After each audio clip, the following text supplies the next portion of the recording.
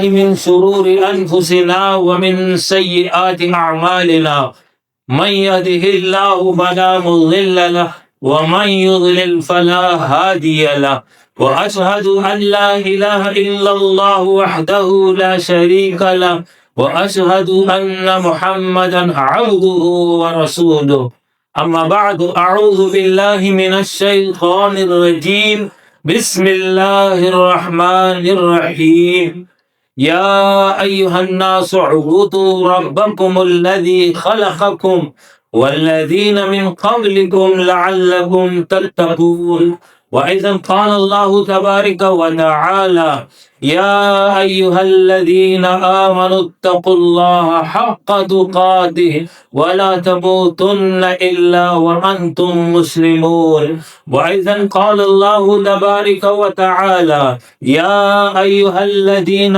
آمنوا توبوا إلى الله توبة نصوحا أما بعد اللہ رب العالمین نے یہ عظیم الشان کائنات تخلیق کی ہے اور اپنی تمام مخلوقات میں سے انسان کو ایک امتیازی مقام عطا کیا، انسان کو عقل، شعور، ارادہ بخشا، انسان کے پاس جو کچھ بھی ہے وہ اللہ رب العالمین کا دیا ہوا ہے۔ اللہ رب العالمین کے انعامات، احسانات ہر لمحہ اس پر جاری ہے۔ زمین کی اشیاء کو انسان کے لیے مسخر کیا، کائنات کی بے شمار مخلوقات کو انسان کی خدمت پر لگا دیا۔ یہ سب کچھ اللہ نے کیا، تو کیوں کیا؟ بس ارادہ ہوا کہ آسمان اور زمین پر مبنی یہ کائنات بناتا ہوں اور اس میں انسان کو یہ سب کچھ دے دیتا ہوں، اور پھر انسان کی مرضی جو چاہے کرے، جیسا چاہے کرے، اس کی کوئی ذمہ داری نہیں، اور پھر اس سے کوئی حساب اور کتاب نہیں۔ تو اس کے حوالے سے قرآن مجید میں اللہ رب العالمین نے فرمایا وَمَا خَلَقْنَا السَّمَاءَ وَالْأَرْضَ وَمَا بَيْنَهُمَا بَاطِلًا، ہم نے آسمان اور زمین کو بیکار و فضول نہیں پیدا کیا،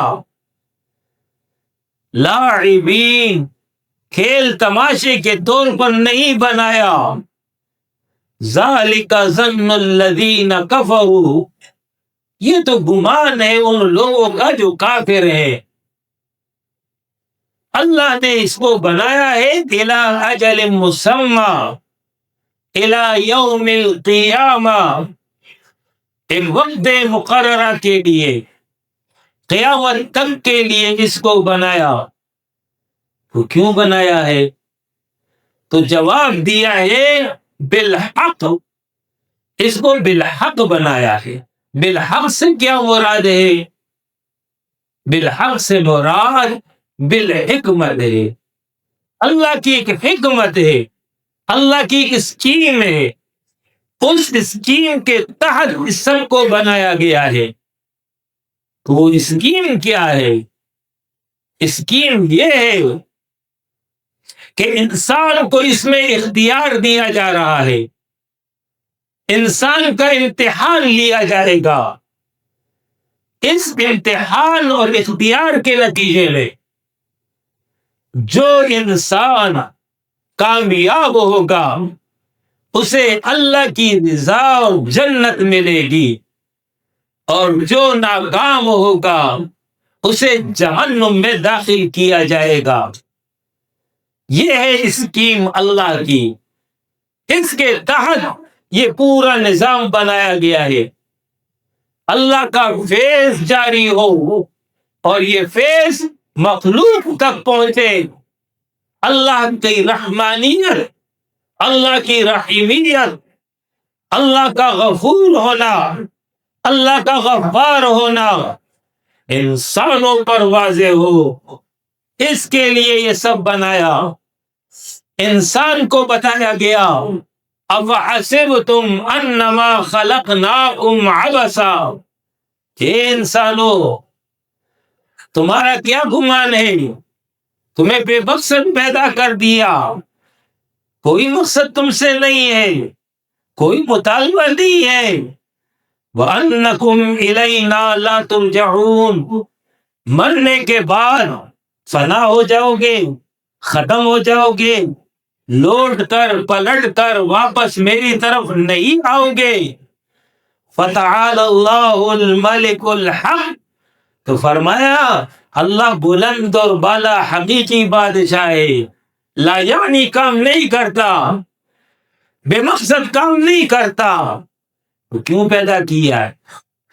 تو جواب دیا وَمَا خَلَقْتُ الْجِنَّ وَالْإِنسَ إِلَّا لِيَعْبُدُونِ، انسان میری عبادت کرے گا، انی جاعل فی الارض خلیفہ، انسان اس زمین پر اللہ کا خلیفہ ہوگا۔ عبادت کہتے ہیں اللہ کی رضا، اس کی پسند کے مطابق قول، عمل، عقیدہ، اخلاق اختیار کرنا۔ خلافت کہتے ہیں اللہ کی رضا اور پسند کے مطابق جہاں جہاں اس کا اختیار ہے، اس اختیار کے مطابق اللہ کے قانون کو، اس کے نظام کو رائج اور نافذ کرنا، اس کو کہتے ہیں خلافت۔ تو عبادت یہ ہے کہ جو اللہ کی رضا ہوگی، جو اللہ کی پسند ہوگی، وہی انسان کا قول اور عمل، اخلاق اور کردار ہوگا، وہی عقیدہ ہوگا۔ اور جہاں انسان اختیار رکھتا ہے، اختیار کے دائرے میں وہ اللہ کے حکم کو قائم کرے گا۔ سب سے پہلا دائرہ اختیار انسان کا اپنا گھر ہے، گھر پر اس کی حکومت ہے، گھر پر کسی اور کی حکومت نہیں چلتی ہے، گھر پر شوہر کا حکم چلتا ہے، گھر پر باپ کا حکم چلتا ہے۔ اس گھر کے دائرے میں اللہ کی حاکمیت قائم کرنا، اللہ کے نظام کے مطابق گھر کا نظام چلانا، اس کے ماتحت جتنے افراد آتے ہیں ان افراد کو دین کے مطابق چلانا اس کی ذمہ داری ہے۔ یہ پہلا دائرہ ہے۔ دوسرا دائرہ جہاں یہ کام کرتا ہے، اگر وہاں پر یہ مالک ہے، اس کی دکان ہے، اس کی فیکٹری ہے، اس نے کوئی فرم بنائی ہے، اس کے اندر بہت سارے افراد کام کرتے ہیں، اس کی ذمہ داری ہے ان افراد پر دین کو قائم کرنا، دین کے مطابق نظام چلانا، اس کی ذمہ داری ہے۔ اس کے بعد تیسرا دائرہ آتا ہے۔ تیسرا دائرہ معاشرے کا ہے۔ اگر معاشرے کے اندر اگر یہ صاحب حیثیت ہے، اس کی لوگ قدر اور عزت کرتے ہیں، لوگ اس کی بات کو قبول کرتے ہیں، یہ علاقے کا ذمہ دار ہے، قبیلے کا سربراہ ہے، قوم کا لیڈر ہے، علاقے کا چیئرمین ہے، کونسلر ہے، ایم پی اے بنا ہوا ہے، ایم ایل اے بنا ہوا ہے، کوئی اور ذمہ داری اس کے پاس ہے۔ اس کی ذمہ داری ہے اپنے ماتحت علاقے میں، اپنے ماتحت افراد پر اللہ کا قانون، اللہ کا نظام یہ رائج کرے گا، یہ قائم کرے گا بحیثیت خلیفہ۔ اس کی یہ ذمہ داری ہے۔ یہ وہ تین دائرے ہیں جہاں پر انسان اختیار رکھتا ہے۔ اس کے بعد ایک اور دائرہ ہے، وہ دائرہ یہ ہے اجتماعی ماحول، اجتماعی زندگی۔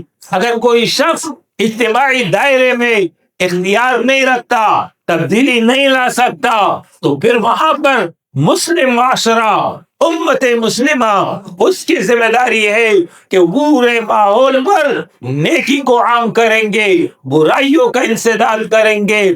کنتم خیر امت اخرجت للناس تأمرون بالمعروف تنہون عن المنکر، بحیثیت امت اس کی یہ ذمہ داری ہے کہ نیکی کا حکم دیں گے، برائی سے روکیں گے۔ مسلم معاشرے کے اندر، مسلم سوسائٹی کے اندر یہ ضروری ہے، یأمرون بالمعروف وینہون عن المنکر، کہ وہاں پر لوگ ایک دوسرے کو نیکی کا حکم دے، لوگ ایک دوسرے کو برائی سے روکے۔ مسلم معاشرے کے اندر اجتماعیت کے دائرے میں اللہ کا قانون نافذ ہو، اللہ کی شریعت نافذ ہو، اللہ کی تعلیمات کے مطابق عمل ہو۔ اگر اس دائرے کے اندر اگر مسلم معاشرہ بگڑ چکا ہے، فساد کا شکار ہو چکا ہے، پھر بھی رخصت نہیں ہے۔ ہر فرد سے یہ مطالبہ ہے کہ تمہیں کھڑا ہونا ہوگا، کوئی اور کھڑا ہو یا نہ ہو، تم نے کھڑا ہونا ہوگا۔ کوئی تمہارا ساتھ دے نہ دے، تم نے آواز بلند کرنی ہوگی۔ تواصوا بالحق تواصوا بالصبر، حق کی تلقین کرو گے، اس راہ میں آنے والی ہر تکلیف پر صبر اور استقامت اختیار کرو گے۔ سیدنا لقمان نے اپنے بیٹے کو نصیحت کی ہے، سورہ لقمان میں ذکر ہوا ہے۔ بیٹے کو دیگر نصیحت کے علاوہ یہ نصیحت بھی انہوں نے کی ہے، اے میرے بچے، تم نے نیکی کا حکم دینا ہے، لیکن ساتھ بتا دیا جب نیکی کا حکم دو گے تمہاری مزاحمت ہوگی، تمہاری مخالفت ہوگی، تمہاری راہ میں رکاوٹیں کھڑی ہوں گی، لیکن یاد رکھنا کبھی کونے خدرے میں نہیں چلے جانا، لا تعلق نہیں ہو جانا۔ فَإِنَّ ذَلِكَ مِنْ عَزْمِ الْأُمُورِ، عزیمت کا راستہ یہی ہے، اس کو تم نے اختیار کرنا ہے، کھڑے ہو جانا ہے، ڈٹ جانا ہے، تم نے اپنی بات تسلسل کے ساتھ بیان کرنی ہے، کوئی تمہاری بات مانے نہ مانے، تم نے اس کی پرواہ نہیں کرنی ہے۔ یہ اللہ رب العالمین کی جانب سے ہم پر ذمہ داری، ہم نیکی کے علمبردار بنے، ہم برائیوں کا انسداد کریں۔ اس غرض کے لیے اللہ رب العالمین نے ہمیں یہ زندگی دی ہے، ہمیں یہ وسائل دیے ہیں۔ الذی خلق الموت والحیات لیبلوکم ایکم احسن عملا، اس نے موت اور زندگی کا یہ نظام بنایا، تمہیں وہ آزما رہا ہے کون تم میں بہترین ہے عمل کے اعتبار سے۔ لہذا ہر شخص کو اس حوالے سے چکنا اور بیدار ہو جانا چاہیے۔ اللہ کی رضا اور اللہ کی پسند، اس کا علم انسان کو کیسے ہوگا؟ اس کے لیے اللہ رب العالمین نے وحی الہی کا انتظام کیا۔ یہ وحی الہی انبیاء پر آئی، انبیاء کے ذریعے انسانوں کی طرف منتقل ہوئی۔ اس کی جامع اور مکمل شکل محمد الرسول اللہ صلی اللہ علیہ وسلم کے ذریعے عطا ہوئی۔ اسی کو قرآن اور اسی کو سنت کہتے ہیں، اسی کو دین اسلام کہتے ہیں۔ قرآن و سنت پر مبنی جو احکامات ہیں، تعلیمات ہیں، اس کے مطابق انسان نے عمل کرنا ہے۔ انسان عمل کرے گا، یہ اللہ کی عبادت ہوگی، یہ عمل کروائے گا، یہ اللہ کی خلافت کی ذمہ داری ہوگی جو انسان اٹھائے گا۔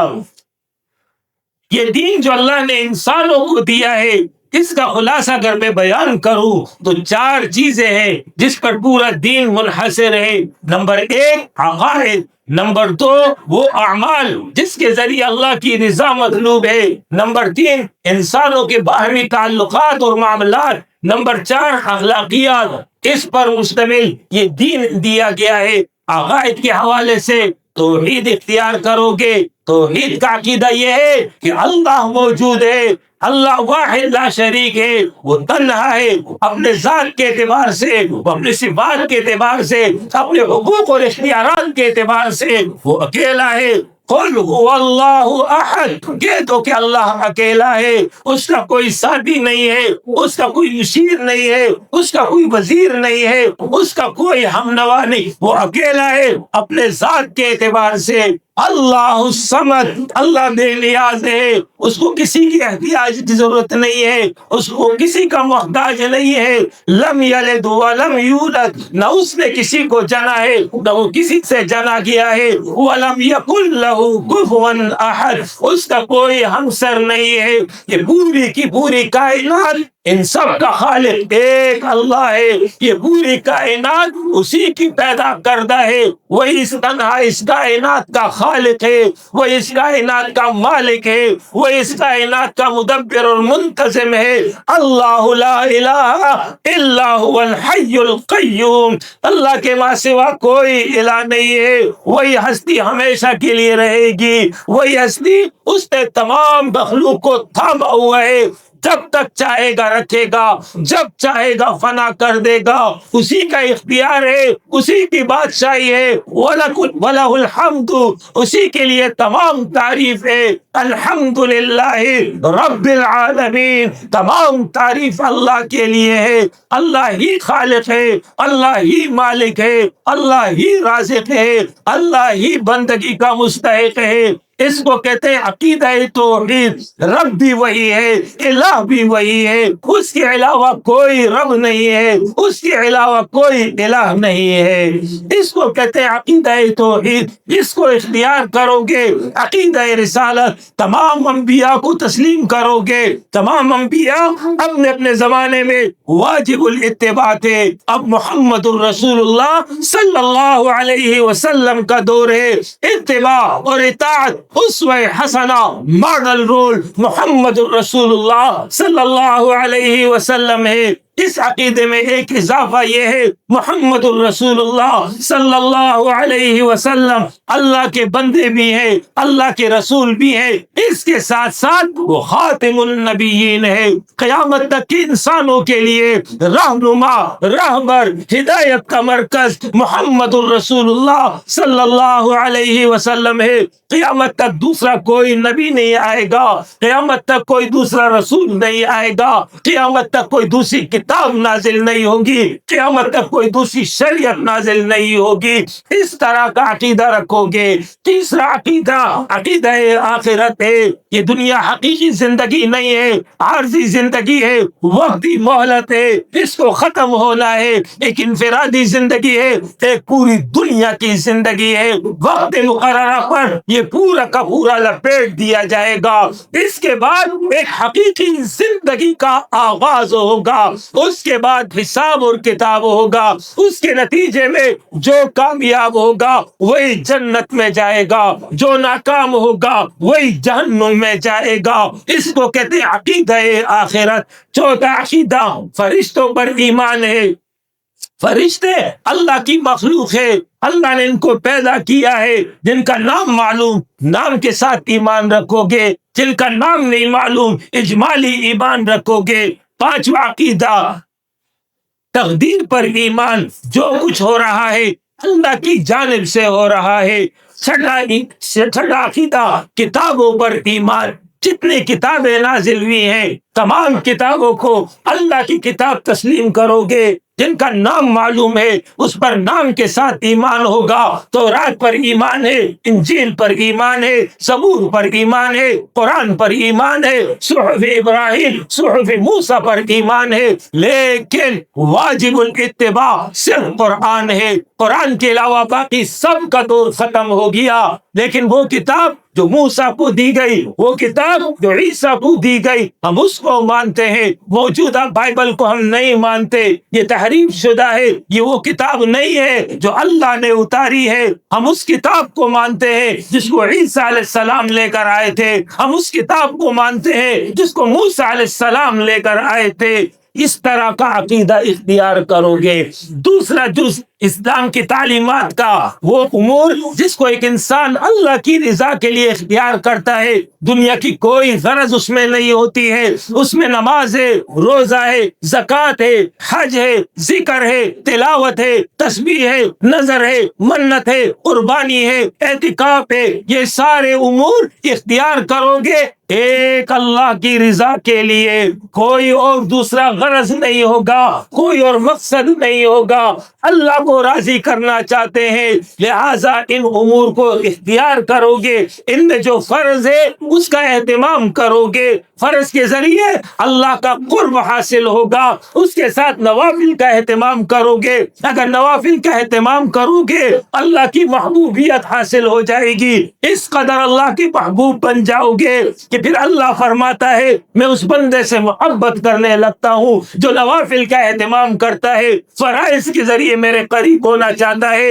میرا اتنا محبوب بن جاتا ہے کہ میں اس کے ہاتھ بن جاتا ہوں، میں اس کے ہاتھ بن جاتا ہوں جس کے ذریعے وہ پکڑتا ہے، میں اس کے پیر بن جاتا ہوں جس کے ذریعے وہ چلتا ہے، اس کی آنکھ بن جاتا ہوں جس کے ذریعے وہ دیکھتا ہے، اس کے کان بن جاتا ہوں جس کے ذریعے وہ سنتا ہے۔ مطلب یہ ہے ایسا بندہ مرضات رب کا نمونہ بن جاتا ہے، وہ بولتا ہے تو اللہ کے حکم کے مطابق، وہ سنتا ہے تو اللہ کے حکم کے مطابق، وہ پکڑتا ہے تو اللہ کے حکم کے مطابق، وہ چلتا ہے تو اللہ کے حکم کے مطابق، گویا کہ اللہ کی نگرانی میں ہوتا ہے، اللہ کی حفاظت میں ہوتا ہے، اللہ اپنے محبوب بندوں کی حفاظت کرتا ہے، دنیا سے بھی بچاتا ہے، نفس سے بھی بچاتا ہے، شیطان سے بھی بچاتا ہے، ہر گمراہ راستے سے اس کو بچا کر اپنی حفاظت میں رکھ دیتا ہے۔ یہ ہے عبادت، یہ ہے وہ امور جن کو انسان ایک اللہ کی رضا کے لیے اختیار کرے گا۔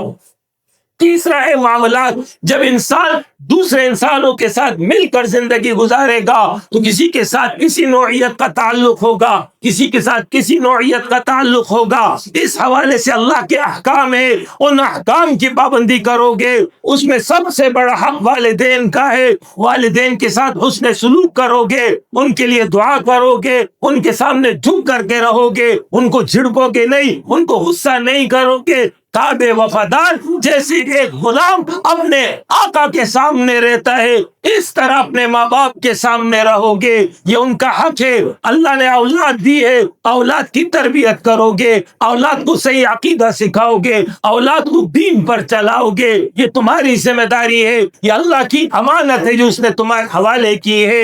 اسی طرح کسی طریقے سے صلہ رحمی ہے، ماں باپ کی نسبت سے جو رشتے وجود میں آتے ہیں، خالہ ہے، ماموں ہے، تایا ہے، چچا ہے، پھوپھی ہے، دادا ہے، دادی ہے، نانا ہے، نانی ہے، فرسٹ کزن، سیکنڈ کزن، ان تمام کو قرآن نے ذوی القربہ کے لفظ سے تعبیر کیا، اس کے حوالے سے مکمل تعلیمات دی ہیں، ان کے غم میں شریک ہوگے، ان کی خوشی میں شریک ہوگے، ان کی تکلیف کو دور کرو گے، خبردار قطع رحمی نہ کرنا، لا تعلق بن کے نہ رہ جانا، ورنہ اللہ کی رحمت سے دور ہو جاؤ گے، جنت سے محروم کر دیے جاؤ گے۔ یہ حقوق ہیں جو اللہ نے بتائے ہیں۔ اس کے ساتھ ساتھ جس معاشرے میں آپ رہتے ہیں وہاں آپ کے پڑوس میں کچھ اور لوگ ہوں گے، ان پڑوسیوں کا خیال کرو گے، ان کے ساتھ حسن سلوک کا رویہ رکھو گے۔ آپ صلی اللہ علیہ وسلم کا فرمان ہے جو شخص سیر ہو کر کے کھائے لیکن اس کا پڑوسی بھوکا ہو، فرمایا یہ مومن نہیں ہے۔ آپ صلی اللہ علیہ وسلم کے سامنے ذکر کیا جاتا ہے ایک ایسی عورت کا، بڑی نمازی ہے،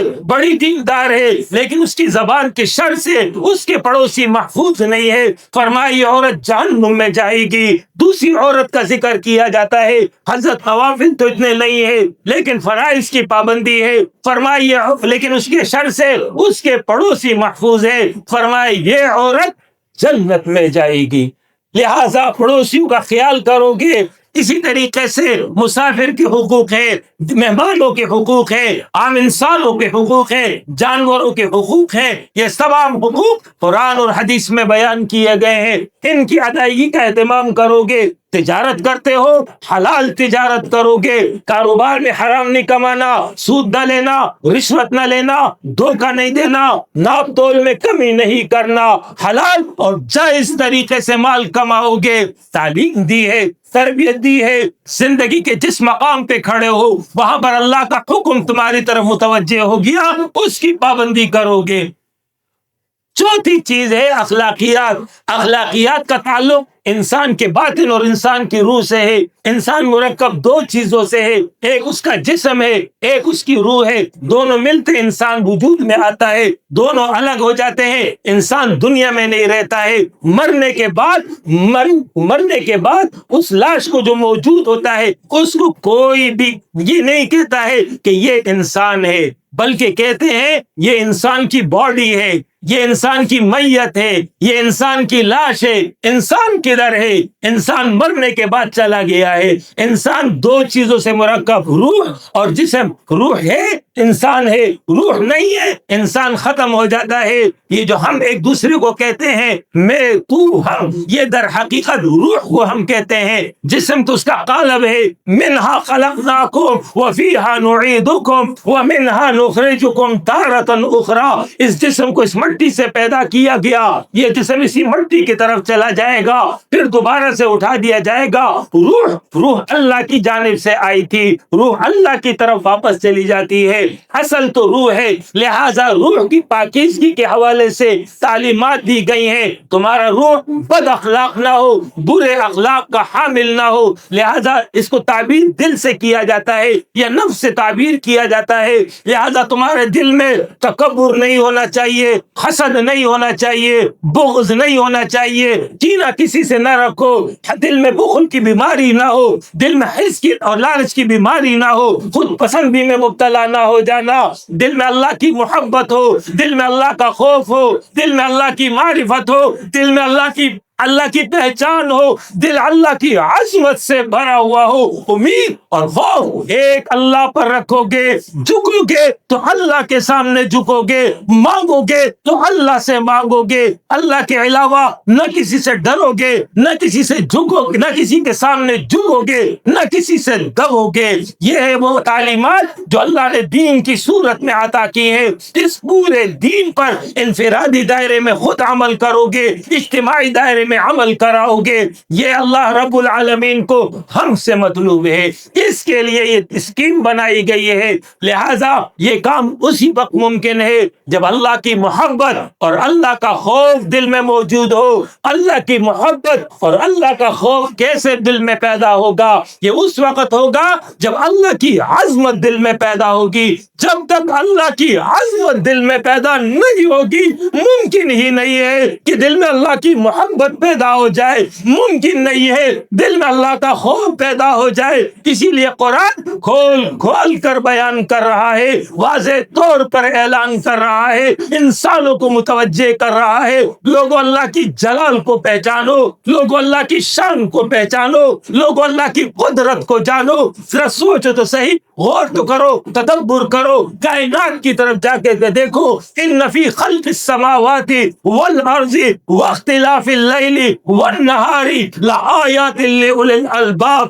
آسمان اور زمین کی پیدائش میں، دن اور رات کی اس گردش میں عقل مندوں کے لیے بڑی نشانیاں موجود ہیں۔ ذرا آسمان کی طرف غور کرو، بغیر ستون کے تمہیں نظر آ رہا ہے۔ ذرا فضا کی طرف دیکھو، تمہیں سورج اور چاند نظر آ رہا ہے، یہ سیارے اور ستارے نظر آ رہے ہیں، بارش کا نظام موجود ہے، یہ دن اور رات کی گردش چل رہی ہے۔ ذرا تم سوچو تو صحیح، آیا یہ خود بخود پیدا ہو گیا یا کوئی اس کا خالق بھی ہے، کوئی منتظم اور مدبر بھی ہے، کوئی اس کو سنبھالنے اور تھامنے والا بھی ہے؟ کیا اتنی بڑی بڑی نشانیاں تمہیں نظر نہیں آ رہی ہے؟ کیا اس کے ذریعے تمہیں اللہ نہیں مل رہا ہے؟ کیا اللہ کی پہچان تمہیں حاصل نہیں ہو رہی ہے؟ وَفِي أَنفُسِكُمْ أَفَلَا تُبْصِرُونَ۔ اے انسانو، اپنی ذات پر غور کر لو۔ اگر اللہ کو پہچاننا چاہتے ہو، اگر اللہ تک پہنچنا چاہتے ہو، خود اپنی ذات پر غور کر لو۔ تمہیں اللہ نے کس حال میں پیدا کیا ہے؟ ایک وہ صلاحیتیں ہیں، ایک وہ اعضاء ہیں جو تمہیں نظر آ رہی ہیں۔ ذرا آنکھ کو دیکھ لو، ایک چھوٹا سا تو پتلا ہے، اگر تھوڑا سا بگڑ جاتا ہے آنکھ کی بینائی ختم ہو جاتی ہے۔ کان کے پردے کو دیکھ لو، تھوڑا سا ہل جائے کان خراب ہو جاتا ہے۔ اگر ہاتھ کو دیکھ لو، ادھر ادھر ہل جائے، انگلیاں ٹوٹ جائے، کسی کام کا نہیں رہے گا۔ اس زبان کو دیکھ لو، اگر یہ کٹ جائے بات چیت سے تم رہ جاؤ گے۔ اپنے کان کو، ناک کو دیکھو کس انداز میں رکھا ہے، کتنے فوائد تم سمیٹ رہے ہو۔ اپنے پیروں کو دیکھو، فتبارک اللہ احسن الخالقین، بابرکت ہے وہ ذات، بہترین تخلیق کرنے والا، احسن تقویم، جس نے تم کو بہترین ساخت پر پیدا کیا ہے۔ ذرا اپنی ذات پر تو غور کرو، تمہارے باطن کے اندر اللہ رب العالمین نے کیا کیا کرشمے رکھے ہیں، ذرا دل کو تو دیکھو، ذرا جگر کو تو دیکھو، ذرا پھیپھڑوں کو تو دیکھو، ذرا دماغ کو تو دیکھو، یہ تمام اعضاء جو اندر تمہارے کام کر رہے ہیں، پورا ایک کارخانہ عالم ہے جو چل رہا ہے، یہ کون ہے بنانے والا، کون ہے اس کو چلانے والا؟ ذرا غور تو کرو، اس کے ذریعے تم اپنے رب کو پہچانو،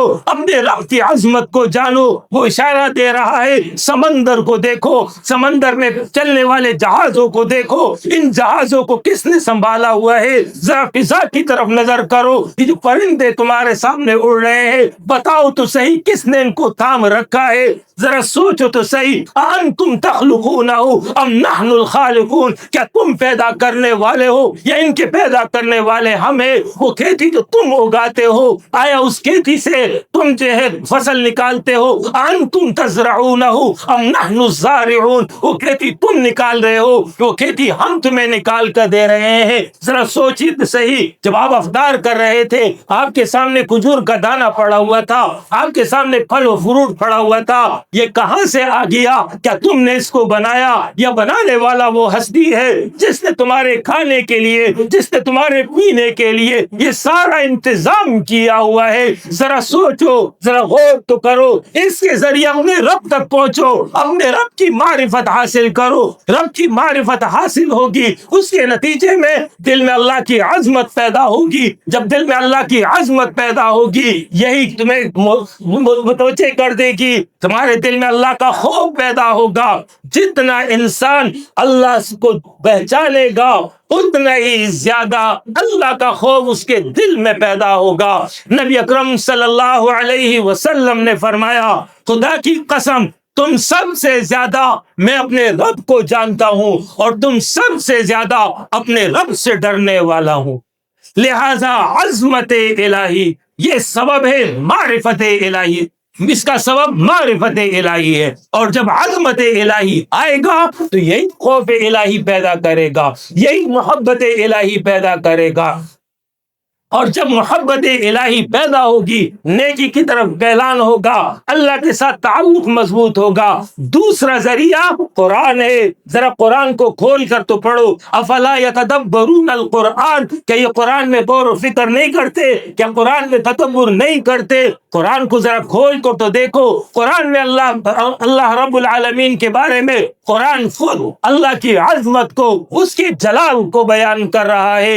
اللہ لا الہ الا هو الحی القیوم، وہی الہ ہے، اس کے علاوہ کوئی الہ نہیں ہے۔ الحمدللہ رب العالمین، تمام تعریف اللہ کے لیے ہے جو تمام جہانوں کا رب ہے۔ لہو مقالید السماوات والارض، آسمان اور زمین کا اختیار اسی کے پاس ہے۔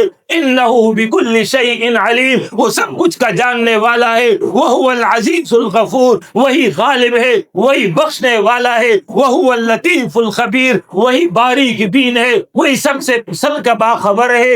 یرزق من یشاء ویقدر، جس کو چاہتا ہے رزق دیتا ہے، جس کو چاہتا ہے رزق تنگ کر دیتا ہے۔ یہ قرآن کھول کھول کر اللہ کو بیان کر رہا ہے۔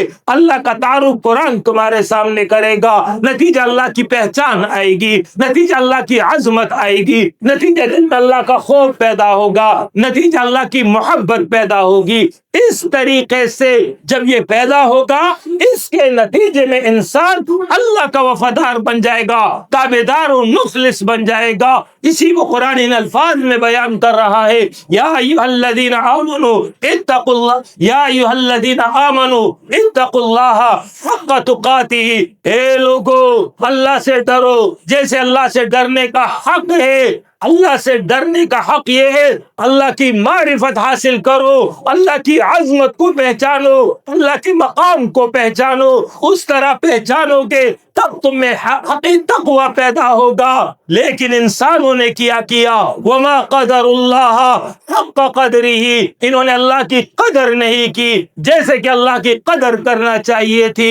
انسانوں میں ایسے لوگ پیدا ہو گئے جو دہری بن گئے، یہ عقیدہ اپنا لیا یہ کائنات خود بخود چل رہی ہے، کوئی اس کا خالق نہیں ہے، کوئی اس کا مالک نہیں ہے۔ قرآن میں اللہ فرما رہا ہے، تم خود پیدا ہو گئے ہو یا تم اپنے آپ کو پیدا کر کرنے والے ہو، ذرا سوچو تو صحیح، ذرا غور تو کرو کس طرح کا تم نے عقیدہ بنا لیا ہے۔ ایسے انسان پیدا ہو گئے جو اللہ کو تو مانتے ہیں لیکن اللہ کے ساتھ انہوں نے اوروں کو بھی شریک قرار دے دیا، اللہ کی صفات میں دوسروں کو حقدار، دوسروں کو شامل کر لیا۔ وہ مقام، وہ مرتبہ، وہ عظمت جو ایک اللہ کا تھا وہ کسی اور کو دے دیا۔ اولاد اللہ ہی دیتا ہے، رزق اللہ ہی دیتا ہے، عزت اللہ ہی دیتا ہے، ذلت اللہ ہی دیتا ہے۔ لوگوں نے انسانوں سے واسطے بنا لیے، کبھی کسی قبر پہ جا رہے ہیں، کبھی کسی پیر کے پاس جا رہے ہیں، کبھی کہیں اور جا رہے ہیں۔ یاد رکھیے اولاد اللہ ہی دیتا ہے، رزق اللہ ہی دیتا ہے، عزت اللہ ہی دیتا ہے، ذلت اسی کے اختیار میں ہے۔ وہی پوری کائنات کا نظام تنہا چلا رہا ہے۔ لہذا لوگوں نے اس معاملے میں اللہ رب العالمین کے ساتھ شرک کر کے اس کی صفات میں دوسروں کو داخل کر دیا۔ بعض ایسے انسان ہیں جو صرف ایک اللہ کو مانتے ہیں، اللہ کے علاوہ کوئی شریک نہیں قرار دیتے، لیکن انہوں نے کیا کیا؟ اللہ کو مانتے ہیں لیکن صرف عقیدے کی حد تک مانتے ہیں، لیکن جب اللہ کے احکام کا معاملہ آتا ہے، اللہ کی حرمت کا معاملہ آتا ہے، وہاں پر وہ نافرمانی اور بغاوت کی راہ پر چل جاتے ہیں۔ یہ محسن روزانہ دن میں 5 مرتبہ اعلان کر رہا ہے، حی علی الصلاۃ، حی علی الفلاح، آؤ نماز کی طرف، آؤ کامیابی کی طرف، اعلان کر رہا ہے اللہ اکبر، اللہ سب سے بڑا ہے، پلٹ آؤ اپنے رب کی طرف، تعلق اللہ سے قائم کر لو۔ کتنے لوگ ہیں جو نماز کو آ جاتے ہیں، اس کے بعد کتنے لوگ ہیں جو اس پر قائم رہتے ہیں۔ اسی طریقے سے زکوٰۃ کا معاملہ ہے، روزے کا معاملہ ہے، حج کا معاملہ ہے، دیگر احکام کا معاملہ ہے۔ اللہ نے قرآن میں صاف فرمایا لا تاکلوا الربا، سود نہیں کھانا، سود سے دور رہو گے۔ لا تاکلوا اموالکم بینکم بالباطل، حرام طریقے سے، ناجائز طریقے سے ایک دوسرے کا مال نہیں ہڑپ کرو گے، جھوٹی گواہی نہیں دینا، کسی پر ظلم اور زیادتی نہ کرنا۔ کتنے لوگ ہیں جن احکام پر عمل کر رہے ہیں۔ وما قدر اللہ حق قدری ہی، جیسے اللہ کی قدر کرنی چاہیے تھی ویسی مخلوق نے اللہ کی قدر نہیں کی ہے۔ یہ ظلم اور ناانصافی انہوں نے اللہ پر نہیں کیا، یہ ظلم اور ناانصافی اپنے ذات پر کر لیا۔ لہذا ایک ایسے موقع پر جب رمضان کا موقع ہے، جب عطاء رات ہے، جب شب قدر کی تلاش ہے، جب مغفرت کی متلاشی ہے، جب جنت کے طلبگار ہیں، عین اس موقع پر اللہ مجھے اور آپ کو خطاب کر رہا ہے یا ایھا الذین آمنوا توبوا الی اللہ توبۃ نصوحا، لوگوں پلٹ آؤ اپنے رب کی طرف، رجوع اختیار کر لو، توبۃ نصوحا، سچی توبہ کرو۔ سچی توبہ یہ ہے جو عمل ہوا ہے، جو غلطی اور کوتاہی ہوئی ہے، جو گناہ سرزد ہوا ہے، جو نافرمانی کی راہ پہ چل پڑے ہو، وہاں سے واپس آ جاؤ، رک جاؤ، گناہ ہو چکا ہے، باز آ جاؤ، ندامت اختیار کر لو، اپنے رب کے سامنے گڑ گڑا لو، اپنے رب سے معافی مانگ لو۔ اگر اللہ کا حق نہیں دیا ہے، نماز نہیں پڑھی ہے، روزے نہیں رکھے ہیں، حج اب تک نہیں کیا ہے، تو پھر ان تمام فرائض کو پورا کرو، اور اگر بندوں کا حق مارا ہے دنیا ہی میں تلافی کر لو۔ اگر کسی کی غیبت کی ہے معافی مانگ لو، بہتان لگایا ہے وضاحت کر دو، اگر کسی کا مال ہڑپ کیا ہے واپس کر دو، کسی کو دھوکہ دیا ہے اس سے معاملات اپنے صاف کر لو۔ رسول اللہ صلی اللہ علیہ وسلم نے صاف صاف واضح الفاظ میں امت کو پیغام دیا ہے، لوگوں آخرت کا مفلس وہ ہوگا جس کی نیکیاں ان کے حق ان لوگوں میں تقسیم ہو جائیں گی جس کا حق اس نے دبایا ہے، جس پر اس نے ظلم اور زیادتی کی ہے۔ رسول اللہ صلی اللہ علیہ وسلم پیغام دے رہے ہیں، اے لوگوں دنیا میں کسی پر ظلم کیا ہے آج ہی معاملہ اپنا صاف ستھرا کر لو، ورنہ کل نیکیاں دینی پڑ جائیں گی، نیکیاں ختم ہو گئی دوسرے کے گناہ تمہارے ذمے آ جائیں گے۔ اس طریقے سے توبہ کرو گے تو تب کہیں جا کر کے اللہ تمہاری توبہ قبول کرے گا۔ اللہ کا اعلان یہ ہے قوا انفسکم واہلیکم نارا، لوگوں اپنے آپ کو، اپنے اولاد کو جہنم کی آگ سے بچاؤ۔ یہ آگ آج ہمارے معاشرے پر برس رہی ہے، انٹرنیٹ کے ذریعے آ رہی ہے، کیبل کے ذریعے آ رہی ہے، گمراہ کن عقائد، نظریات، افکار رکھنے والے افراد کے ذریعے آ رہی ہے، تنظیموں کے ذریعے آ رہی ہے۔ خود بھی بچو گے، اپنی اولاد کو بچاؤ گے۔ بچنے کا طریقہ یہی ہے، تمہیں تمہارا عقیدہ معلوم ہو، تم دین کے ساتھ تمہارا تعلق مضبوط ہو، تمہاری اولاد نیکی پر چلنے والی ہو، تمہارا گھر دین پر چلنے والا ہو، نیک اجتماعیت اختیار کرو، اچھے لوگوں کی رفاقت اختیار کرو، اپنی زندگی میں تبدیلی لے کر آؤ۔ آج آئے ہو، اس رب کے سامنے آئے ہو، وعدہ کر کے جاؤ، اللہ سے وعدہ کر لو، جو ہو گیا سو ہو گیا، درگزر فرما، معاف فرما دے۔ اے اللہ، آج کے بعد کی زندگی تبدیل ہوگی، اپنی ذاتی زندگی بدلوں گا، اپنے گھر کی زندگی بدلوں گا۔ ٹارگٹ اور ہدف جنت کو بناؤ، ٹارگٹ اور ہدف رب کی رضا کو بناؤ۔ رسول اللہ صلی اللہ علیہ وسلم کا فرمان ہے، اللہم لا عیش الا عیش الآخرہ، اے اللہ، حقیقی زندگی تو آخرت کی زندگی ہے، لہذا اس کو بنانے کے لیے میدان عمل میں اترنا ہوگا، عملی زندگی درست کرنی ہوگی۔ قرآن سے اپنا تعلق مضبوط کرو، مسجد سے اپنا تعلق مضبوط کرو، دین کے ساتھ جڑ کر کے رہو گے، تب کہیں جا کر کے اللہ کی رضا اور اس کی خوشنودی حاصل ہوگی۔ لہذا اللہ پیغام دے رہا ہے، شب قدر میں پیغام دے رہا ہے، یا ایھا الذین آمنوا توبوا الی اللہ، پلٹ آؤ اپنے رب کی طرف، توبۃ نصوحا، سچی توبہ کر لو، اپنے دل کو صاف کر لو، اپنے دل میں اپنے رب سے وعدہ کر لو۔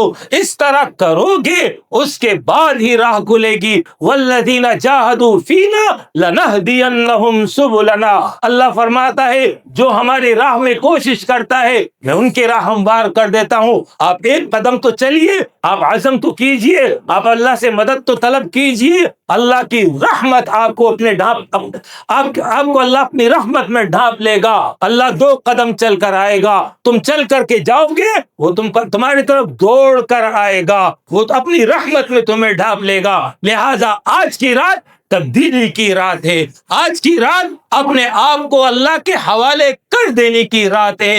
اس طرح اگر عہد کر لیا، اس کے بعد ہی ہم کامیاب ہو سکیں گے۔ اقول قولی ھذا واستغفر اللہ لی وَلَكُمْ وَلِسَائِرِ الْمُؤْمِنِينَ وَآخِرُ دَعْوَانَا أَنِ الْحَمْدُ لِلَّهِ رَبِّ الْعَالَمِينَ۔